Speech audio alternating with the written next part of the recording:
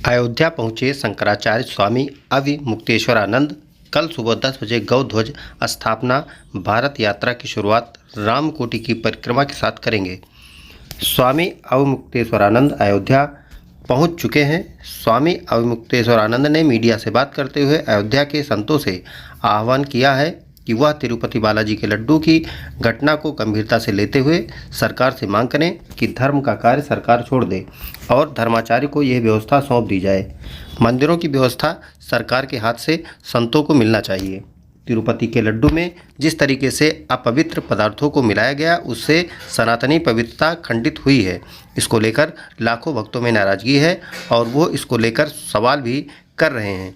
शास्त्रों में कहा गया है कि बलपूर्वक और छलपूर्वक किया गया इस तरह का कृत्य न के बराबर होता है और यदि मनुष्य पंचगव्य के प्रशासन को करता है तो ये दोष नष्ट हो जाते हैं।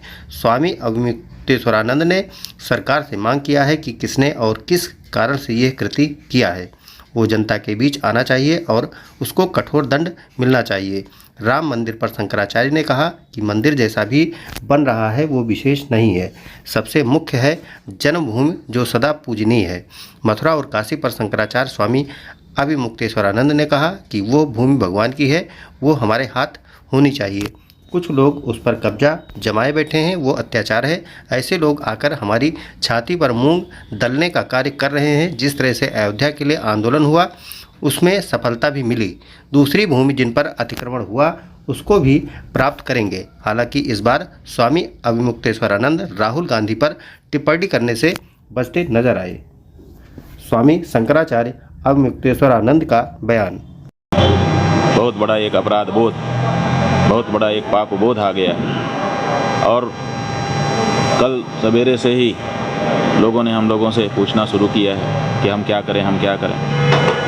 सनातनी जनता के सामने बहुत बड़ी समस्या उत्पन्न हो गई है। उनको लग रहा है कि हमारी जो पवित्रता है वो खंडित हो गई है। तो ऐसी परिस्थिति हम लोगों ने धर्मशास्त्रों के माध्यम से उनको ये कहा है कि देखो, अगर कोई बलपूर्वक तुम्हारे से कोई कुछ करवा ले तो वो, या छलपूर्वक कुछ कर ले तो वो, दोनों ना किए के ही बराबर होते हैं। इसलिए इस बारे में ज़्यादा पश्चाताप मत करो। लेकिन अगर तुम्हारे मन में ये बात आती है कि कोई अभक्ष्य पदार्थ तुम्हारे शरीर में चला गया है तो हमारे यहाँ शास्त्र कहते हैं यत् त्वगस्ति गतम पापम देहे तिष्ठति मामके प्राशनात् पंचगव्यस्य दहत्यग्निरिवेन धनम।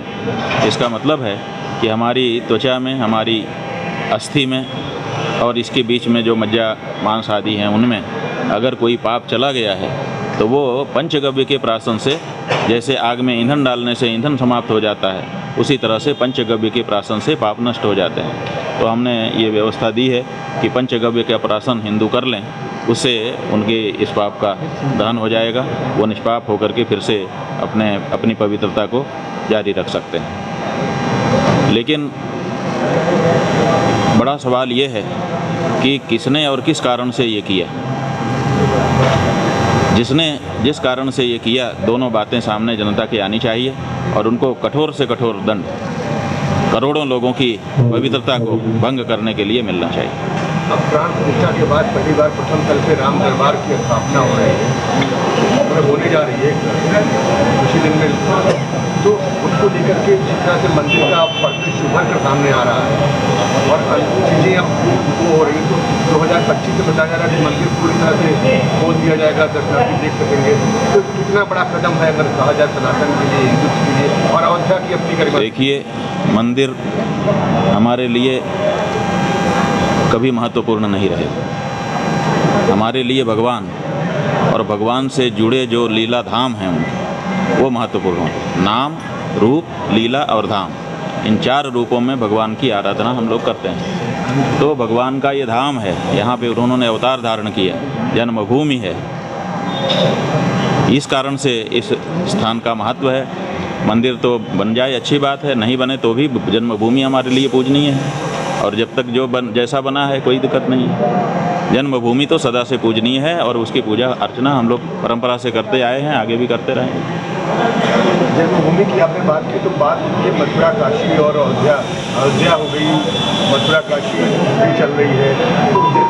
क्या देश भर में जितनी भी जन्मभूमि इस तरह की है, खासतौर पर जैसे अयोध्या, मथुरा, काशी, यूपी में ही खासतौर पर है, इनको लेकर भी कोई अब चर्चा हो नहीं है? नहीं, ऐसा है कि जो भूमि हमारी है, हमारे भगवान की है, वो हमारे हाथ में होनी ही चाहिए। ये तो बहुत सीधी सी बात है, इसमें किसी को ज़्यादा वो नहीं करना चाहिए। आश्चर्य तो इस बात का है कि कुछ लोग वहाँ पे कब्जा जमा करके बैठे हुए हैं और वो ये चाहते हैं कि हमारा कब्जा बरकरार रहे।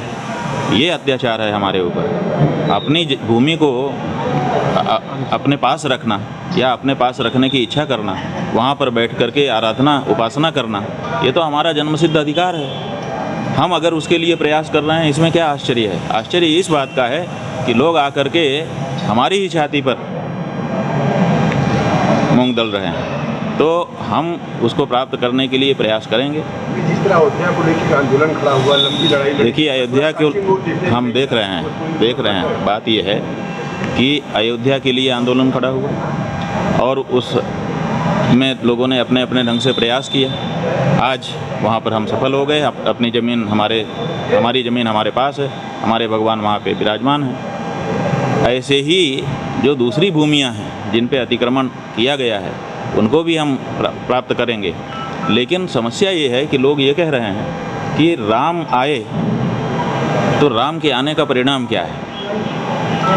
ये बड़ा सवाल देश में है कि राम जी आ गए, ठीक है, अब राम जी के आने का क्या प्रभाव है, क्या अंतर पड़ गया देश में? तो हम लोग ये चाहते हैं कि राम जी के आने का अंतर पहले लोग देख लें। तो राम जी के आने का अंतर क्या है? तो राम जी के आने का अंतर ये है कि भारत में गौ माता की जो अप्रतिष्ठा कर दी गई थी, जो उनकी प्रतिष्ठा है, उसको धूमिल किया गया था।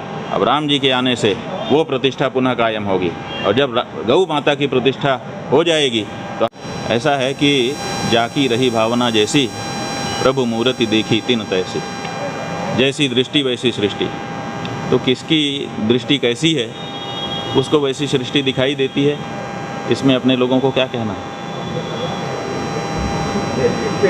उससे जानकारी आ रही थी कि राहुल गांधी पर प्रयास किया गया है, क्या कोई संबंध? देखिए, राहुल गांधी पर क्या होता है क्या नहीं होता है, इसका लेखा जोखा हमारे पास होता है। अगर आप ऐसा समझते हैं तो उसको मन से निकाल दीजिए। उनके ऊपर क्या हुआ है क्या नहीं हुआ है वो जाने। हम तो अपने गौ प्रतिष्ठा यात्रा में निकले हैं और हम केवल गाय देख रहे हैं और कुछ नहीं देख रहे हैं। अपनी आराध्या को देख रहे हैं, जिनके लिए विप्रधेनु सुरसंत हित लीन मनुज अवतार, निज इच्छा निर्मित तनु माया गुण गोपार। उन भगवान श्री राम की जन्मभूमि में आए हैं, वहाँ से आशीर्वाद लेंगे, वहाँ से शक्ति प्राप्त करेंगे ताकि हम गौ माता की प्रतिष्ठा की रक्षा कर सकें। जितनी गौशालाएं सरकार द्वारा बनाई गई है, उनको लेकर भी तमाम तरह के आरोप लगते रहते हैं कि वहाँ अच्छी व्यवस्था नहीं है। भाई, सरकार के ऊपर ही तो सारे आरोप हैं। सरकार हमारे मंदिर की व्यवस्था कर रही है और भगवान को जो है किस चीज़ का भोग लगा दिया जा रहा है। गौशालाओं की व्यवस्था हाथ में लगी रही है, वहाँ पे कैमरा आपका जाता है पत्रकारों का तो देखता है कि हालत ख़राब है। तो सरकार जो है धर्म के काम क्यों कर रही है? धर्म का काम धर्माचार्यों को सौंपे, यही तो हम कह रहे हैं। और क्या कह रहे हैं? हम तो यहाँ के जो संत महंत हैं, यहाँ के जो विचारवान लोग हैं अयोध्या जी के, उनसे अनुरोध आपके माध्यम से करना चाहेंगे कि ये समय है, सब इकट्ठे होकर के खड़े हो जाएं और सरकार के हाथ से अपने मंदिरों को छुड़ा करके अपने धर्माचार्यों के हाथ में आए, ताकि उसमें धार्मिक जो व्यवस्था है वो सुस्थिर हो सके और इस तरह का जो छल हो रहा है उससे सनातनी जनता ठगी न जाए। ये दायित्व है धर्माचार्यों का और धर्माचार्यों को अब उस दायित्व को संभाल लेना चाहिए। स्वस्थ रहने के लिए इस्तेमाल करें अयोध्या धाम का श्री राम नाम स्पेशल निरोगी चूर्ण और बुकनू।